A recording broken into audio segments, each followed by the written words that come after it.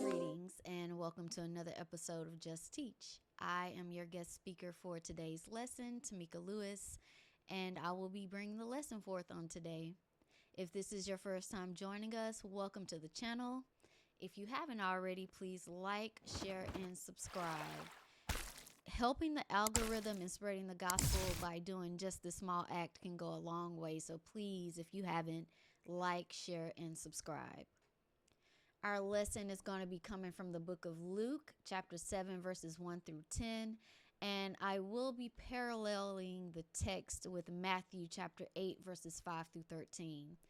We're in the quarter theme of examining our faith, and that's unit 2 that we're in right now, which is the measure of faith. And our lesson for today is faith of a centurion. So I'm going to jump right on in and just give you a little background on the lesson. The main characters in this lesson is Jesus. We have Jewish leaders in the text, the centurion soldier, and the centurion's servant.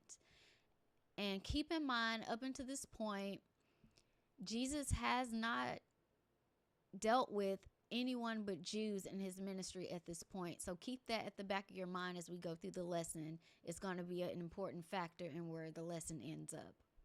So I'm going to jump right into the scriptures here if you want to read along with me. Again, that's Luke chapter 7, verses 1 through 10. And the first text reads, "Now when he had ended all his sayings in the audience of the people, he entered into Capernaum."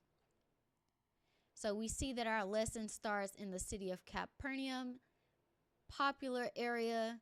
This is an area that Jesus is known to travel to very often, so much to the point that they call it his own city in scripture. And we know that some of Jesus's disciples were from this area. It is an area that's well known for fishing. It's a fishing village. So some of his disciples we know were fishermen, and that would be Peter, Andrew, James, John, and Matthew. All these disciples all came from Capernaum. So he's leaving at this point from his Sermon on the Mount, and he's in this city that's booming with fishing, and it's very productive. We know that it's heavily populated by the Jewish community. And with that being said, we know that this time period, the Palestine area is under Roman authority. There's a lot of tension between the Jews and the Romans at this time. So we can imagine that this area is heavily populated with not just Jews, but Roman soldiers as well, because you not only have Jews working in the area, that calls for taxes as well. So I'm sure there were tax collectors in the area as well, in which the Roman soldiers may have been guarding the money that was collected in the tax collecting. Now, it is said that the Roman soldiers in this area may have been under the authority of Herod Antipas, and he's a Roman client for Tetrarch, if I'm pronouncing that correctly. And that's of the Galilee region from 4 BC AD 39. And you can find that in Luke chapter 3, verse 1. Because the military presence in this area is heavy, then that would give an account to the relationship with the Romans and the Jews in this area with the centurion. So keep that at the back of your mind. Verse 2. "And a certain centurion's servant who was dear unto him was sick and ready to die." So we see that the centurion here has a servant who is sick, and considering that he's a Roman soldier and that he has an affinity towards his servant is telling of this centurion's characteristics. And just to give you a little background on Roman military, in a Roman military, you have legions of soldiers. So you have a legion, which is a unit of 5,000 men, more or less. And those legions have subunits, which are divided into centuries. So a century is about 80 men, and that would be the sector of the legion that the centurion would have been over. A cohort is another subsection of the legion, which is formed of 6 centuries. So 6 centuries is 480 men, and there's 10 cohorts formed in an entire legion. So that's excluding support like cavalry and auxiliary. So about 5,000 men in a legion. You have a lot of centurions at this point because you're going to need a centurion for every 80 men. And the hierarchy for this would be a legate, being the highest ranking, would be above the legion at the very top. So he would be above the legion. Then you have a consul. The legate may have been a consul or a praetor appointed by Senate during empire, or by the emperor if it was during the empire. Under the legate, you have a tribune, who's the legionary officer, and then you have prefects who command the auxiliary of the troops, and then you have the centurion at the bottom. So even though he's higher ranking compared to the soldiers underneath him, he's still a higher rank, but he's yet lower. So to give you an idea in the rank, the tribunes and the legates were of higher social status, and they had particular requirements and expectations prior to function in their position. So this wouldn't have been the case for a centurion. Sometimes centurions come from lower birth or class, so these requirements wouldn't have been something that they would have been, it wouldn't have affected them too much. So they would have actually worked their way up in ranks, and that could have been by virtue, hard work, or as well as capabilities. And most centurions gained their status this way by working up the ranks. Now, in this lesson, the centurion in this lesson was more than likely an important person in his rank and a senior Roman official around the Capernaum area, with at least one servant in his household that we see according to scripture, and is more than likely his servant's not hired. It's more than likely someone that is enslaved or a bondservant. And we do see accounts of centurions throughout the New Testament. You have the centurion at Capernaum in this lesson. You have the centurion of Caesarea in Acts 10. And you have the centurion of the shipwreck with Paul, and that's in Acts 27 and also Acts 28. In these accounts, we see that the centurion soldiers were actually quite kind to the Jewish people.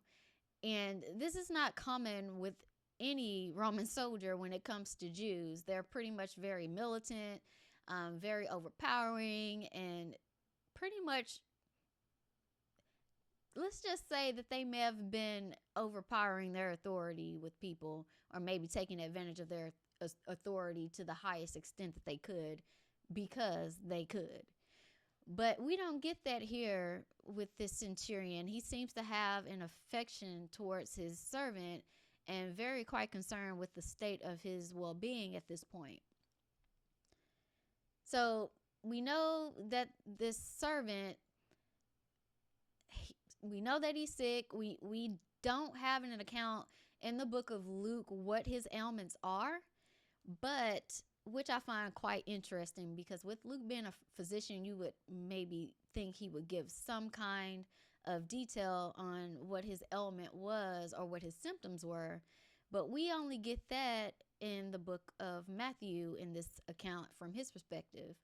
He even goes to say that the centurion answered and said, excuse me, I'm ahead of myself. Let me go back here.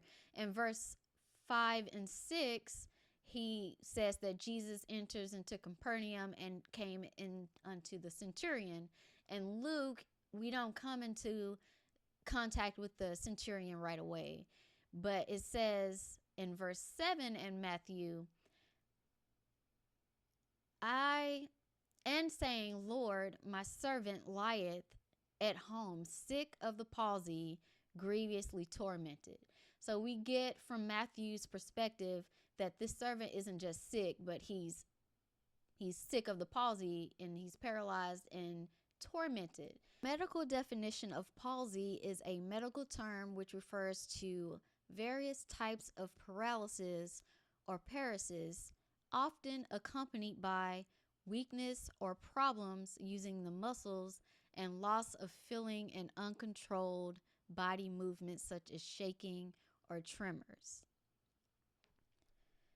So this condition is not one that occurs later in life, but it's a result of brain damage that occurs before, during, or after birth. But those aren't affected in the womb or during birth they typically get it from a head injury, environmental factors, or infections. So we see that the palsy is some type of ailment that occurs in infancy or during early childhood years. And with that being said, we can kind of come to the conclusion that maybe this servant is a young man. He may be young, given the fact that he's able to work in the household of the centurion. He may be of age to work. And given that this condition can be considered mild or severe, he may have a mild case of this, because I have seen from personal experience, I have a family member who has palsy, and he's very functional. He is restricted to some degree in his walking, but he can walk. He can use his hands. He worked for quite a couple of years, and he was functional. So that would be considered mild. Most people with a severe case of palsy, they tend to have some type of equipment to help them get around. Sometimes a wheelchair, a walker, maybe a cane. Sometimes they may have tightness or restrictive muscle movement, so they may not be able to move their extremities as much, even though they may move to some degree. But with severe cases, some people can be bedridden, some may not have functionality of their limbs at all, and may require around-the-clock care. So with this background and explanation of this condition, we can come to the conclusion that maybe this servant had this condition from birth, and over time, at some point, he began to digress in his health to the point to where he probably couldn't move.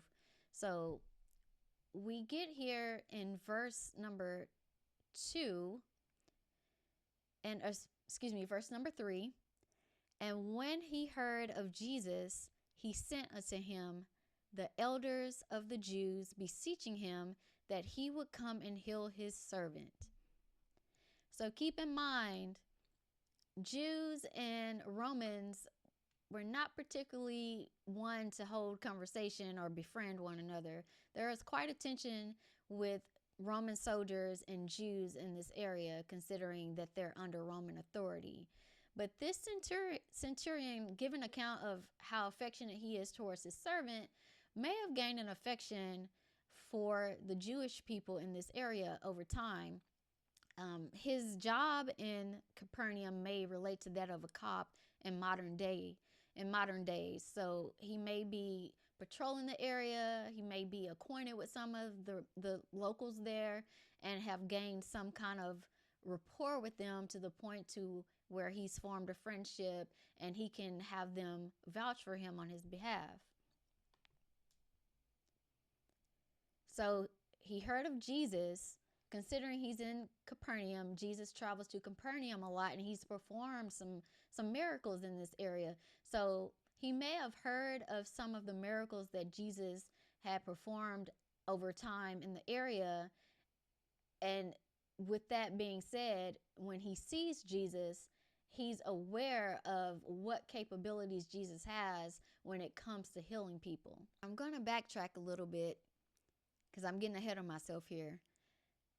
I did mention, and as I read the scripture, let me go back and read it again.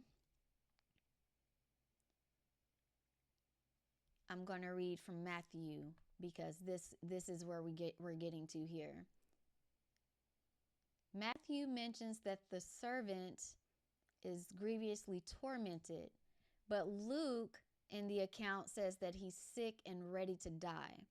Now keep in mind, this palsy, it can be severe, and it can be severe to the point to where people die from it, and that may occur. Most common causes of death among people with cerebral palsy are pneumonia, aspiration, seizures, accidents, and infections. So depending on whatever category he may have been in at this time in regards to those side effects, he may have been in so much pain to where he just wanted to die and not deal with the pain altogether. Verse number 4. And when they came to Jesus, they besought him instantly, saying that he was worthy for whom he should do. Worthy for whom he should do this. Verse 5. For he loveth our nation, and he hath built us a synagogue. So talk about rapport. He doesn't just have rapport with the Jewish community. He has respect for the Jewish community. He understands their culture. He understands their laws and their deep desire and need to have a synagogue. And when we think of synagogues throughout Scripture, synagogues are mentioned in the Old Testament outside. They're not really mentioned outside of Psalms, chapter 74, but they're referred to in the Hebrew translation as congregations. However, the term is frequently in conjunction with the tabernacle. And the tabernacle which is the focal point of assembly for worship. So normally when you hear of the tabernacle, you hear of the people of God, they're worshiping. And when you hear of the synagogue is where they normally went to study scripture or to hear scripture. And considering that the Babylonian exile took place in 586 BC, and that's in 2 Kings chapter 25, with the destruction of the temple and their displacement from the homeland, they may not have had a synagogue at the time that they were come to Capernaum. And with this centurion knowing this and knowing how devout they are and how dedicated they are to their beliefs and their religion, he may have had such an affection, and given his wealth and his status, he may have well used his money for building the synagogue in Capernaum for his people, for his friends. So that would have involved not just the exterior construction, but as well as the interior and all that goes into it, even down to confinement for scripture and safekeeping, any fixtures or anything that would have played a part in what took place in the synagogue during their worship. With that being said, the centurion may have a deep respect for the Jewish people and their beliefs, and he may not exactly be a proselyte. He might not be fully converted to Judaism, but he may be devout nonetheless, in the fact that he has a deep respect for their religion and the fact that he was funding a synagogue for them to worship in.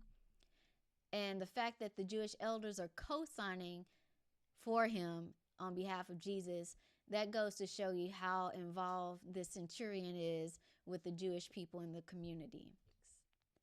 Then Jesus went with them, and when he was now not far from the house, the centurion sent friends to him, saying unto him, Lord, trouble not thyself, for I am not worthy that thou shouldest enter under my roof. So we see here, Jesus makes a second attempt to approach the centurion. Keep in mind, Jesus has not made any contact with any Gentiles at this point in his ministry. He's been working directly with Jewish people.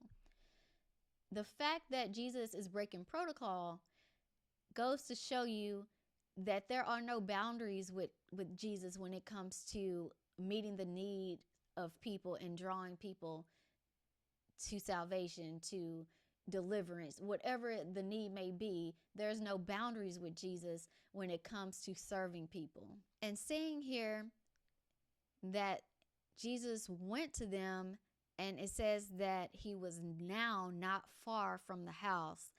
There's a slight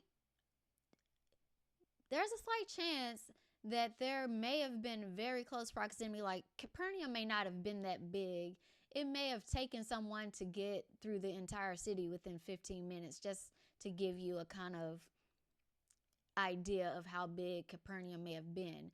So the fact that the centurion was able to spot Jesus from a distance before he got to him and send not just the Jewish leaders of the synagogue in the area to him first, now he's sending his friends to stop him before he makes contact with him.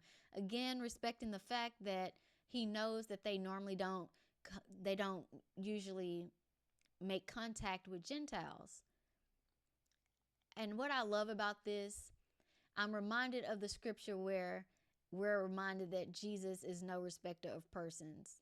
He's willing to break Jewish law and protocol because he knows that this guy has a need. And that's a lot in itself. The centurion is depicted in verse 8 in Matthew, and he's saying, as if he's speaking with Jesus directly himself, the centurion answered and said, Lord, I am not worthy that thou shouldest come under my roof, but speak the word only, and my servant shall be healed. So, in the fact that the Jewish leaders and his friends were standing proxy on his behalf for his servant, it could be said that they were speaking on his behalf.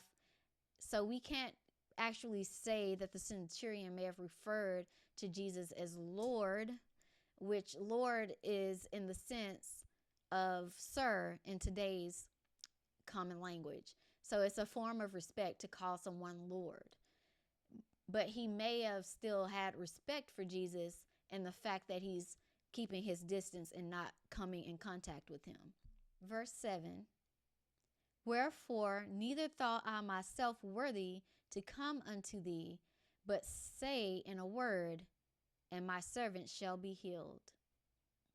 For I also, verse 8, for I also am a man set under authority, having under me soldiers, and I say unto one, go, and he goeth, and to another, come, and he cometh, and to my servant, do this, and he doeth it. So in this scripture, verse 8, we see that he recognizes his position and authority. He understands his status in society, but he's also understanding Jesus's status in the spirit realm. He knows from what he's heard and hasn't experienced yet, through faith by what he's heard, that Jesus is not just an ordinary man. Jesus has an authority that he doesn't have. He has authority in the natural, but Jesus has authority in the spirit. Now, scripture tells us that faith comes first by hearing. He's heard of what Jesus has done. So he already has enough faith to realize that he doesn't have enough power within himself to give his servant but what he needs, but he knows that Jesus has the power that he doesn't possess. And he's humble enough to, not even thinking of his rank and status, he's willing to put all of that down and lay it down with the understanding that I need your help. I know what you're capable of. I know you have enough power that you can just speak a word and my servant will be healed. Verse 9, when Jesus heard these things, he marveled at him and turned him about and said unto the people that followed him, I say unto you, I have not found so great faith, no, not in Israel. And they that were sent, returning to the house, found the servant whole that had been sick. You know, it's a lot to put Jesus in a space to where he's astonished by something. We don't see that often in scripture. There's very few accounts where we see that Jesus is astonished by something or marveling at something. And that's in this account. He's astonished by the centurion's faith. And then we have the account of the unbelief of the people in his very own hometown. You go back and read in Mark chapter 6, verses 1 through 6, you'll see that the unbelief of the people in his own country is what astonished Jesus. So unbelief and faith are the two things that can cause Jesus to marvel. And we don't see of any accounts in scripture at this point, up until this point, where Jesus is remotely doing a miracle from a distance. We have the account where Jesus is healing by touching. That's Matthew 8:15 as an example. We've seen Jesus heal through command. Luke 5:24 as an example. And prayer. John 11:41 through 42 is an example. But the three instances where Jesus actually healed someone from a distance, we have this centurion servant, we have the Canaanite woman's daughter in Matthew 15, the nobleman's son in Capernaum in John chapter 4, and in all of these accounts, it was faith that was vindicated. So Jesus was moved by their faith to the point that faith pretty much manifested the healing that these people were seeking. So in conclusion, we see in this lesson that Jesus will break all barriers when it comes to meeting the needs of those that are seeking him. It doesn't matter race, creed, social status, economic status. Jesus is willing to break through that all. There's nothing that can keep Jesus from meeting the needs of those that seek him. You too can stand proxy for a friend, a loved one. All you have to do is just have faith, just as the centurion had faith, and stand in proxy for your loved one and exercising that faith. You can see God manifest and heal, deliver, make a miracle, whatever that need may be. All it takes is faith. You can pray and you can stand proxy and God will move. Any forthcoming healing, when we intercede for someone, will be a remote healing in the sense that Jesus isn't here in the flesh, but his spirit is here with us. And wherever God sends his spirit, wherever he sends his spirit to go do the work, his work will not return void. The issue is in one having faith to believe in Jesus' power and the authority to do so. So in all things whatsoever ye shall ask in prayer, believing ye shall receive. Matthew 21:22. All you have to do is believe. There's nothing too hard for God. He can meet you at your need. He can meet your family member, can be in a whole nother state compared to you. I've stood proxy for someone and I've seen God manifest on their behalf. All you got to have is faith and God will move on your behalf. The centurion wasn't able to get his servant the help that he needed, but it wasn't through his status, it wasn't through his wealth or his influence, but it was through his humility and realizing that Jesus was the one that could get it done. He couldn't get it done. And it wasn't just that, it was also his character, his respect, and how he treated his neighbors, how he treated the Jewish community. I'm sure all of that played a factor in Jesus honoring his request. So that's the lesson for the day. I hope I've said something to encourage you. Keep in mind the notes for this lesson will be available if you just click on more and go to the link where the notes are sitting there. I am so grateful for the opportunity, and I hope that you all are blessed by the lesson. Y'all take care. Perhaps you'd like to be a financial support to Just Teach Ministries. There are two ways that you can give: through Cash App at $CODWC or through Super Thanks, which is located in the ribbon of buttons just below this video. And remember, any amount you give is greatly appreciated.